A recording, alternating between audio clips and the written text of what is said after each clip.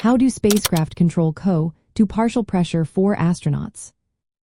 Imagine breathing in a sealed environment where every breath you take is carefully managed. That's exactly what happens inside a spacecraft. Controlling carbon dioxide levels is vital for crew safety and comfort. When astronauts exhale, they release carbon dioxide into the cabin air. If this builds up too much, it can become toxic and cause health issues.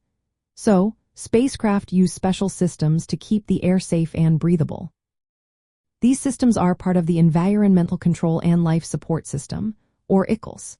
They work constantly to remove carbon dioxide and maintain the right partial pressure. Partial pressure is just a way to measure how much of a gas is in the air.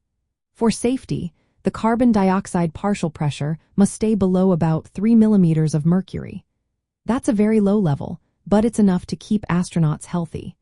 The main method used is molecular sieve technology. These systems have beds filled with tiny crystals called zeolites.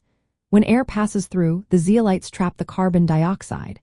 The system has multiple beds that switch between trapping CO2 and regenerating. This way, the system keeps working without stopping.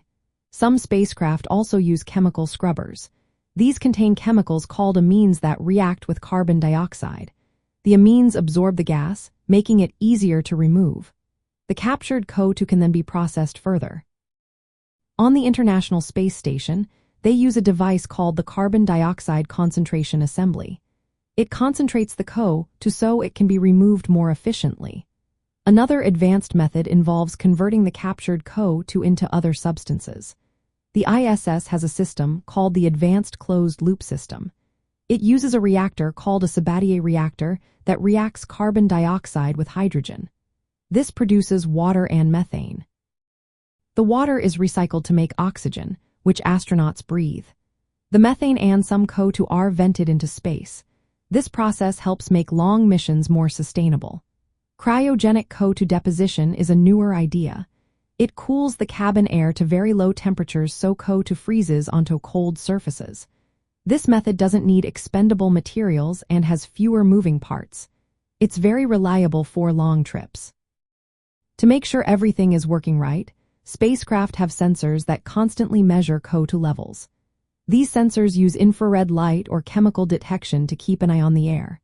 If CO2 levels rise too high, the systems turn on or adjust automatically. In short, spacecraft control CO2 partial pressure by continuously removing exhaled gas with special filters, chemical reactions, and cooling techniques. These systems are designed to work reliably in the closed environment of space, keeping astronauts safe and comfortable during their missions.